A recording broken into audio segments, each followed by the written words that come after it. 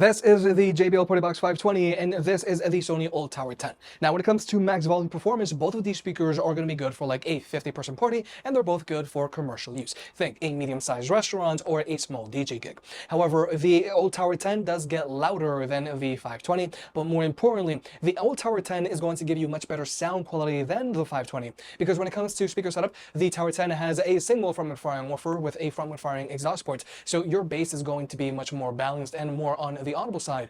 But more importantly, the Tower 10 has a dual mid-range drivers, which is just something the 520 just doesn't have, and it also has quad tweeters. So with the Tower 10, this speaker is going to sound a lot more open, and you're going to have a much better instrument separation and much better detail in the mids and highs, thanks to the dedicated mid-range drivers and quad tweeters. However, with the 520, the bass on this speaker is a lot more physical because its exhaust port shoots out the back. Now, both of these speakers also have built-in light features. However, I do feel that the light feature on the Partybox 520 is a lot more impressive than the light feature found on the Tower 10. However, something that I do like about the Tower 10 is that it does have floor lights, but regardless, the light feature on the JBL is more impressive.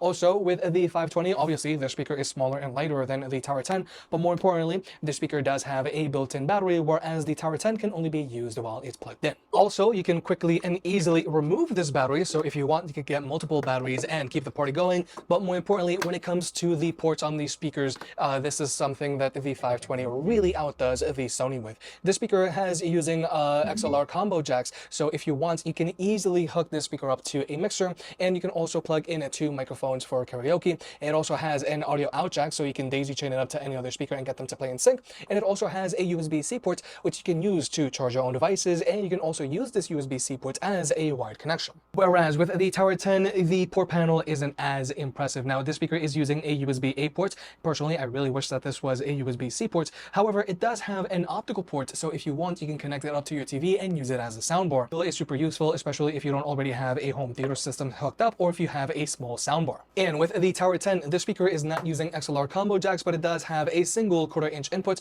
so if you want, you can plug in a microphone or you can plug in a guitar, but you can still use the speaker with a total of 2 microphones for karaoke, because the speaker does come included with its own wireless microphone, whereas with the JBL, wireless microphones are sold separately. So overall, I love the Sony ULT Tower 10 because this speaker gives you great sound quality because of those dedicated mid-range drivers, which is something JBL speakers just don't have, and it also has those quad tweeters. However, the JBL Partybox 520 is a lot more versatile because it does have those dual XLR combo jacks, plus it also has that audio out jack, and it also has that USB-C port.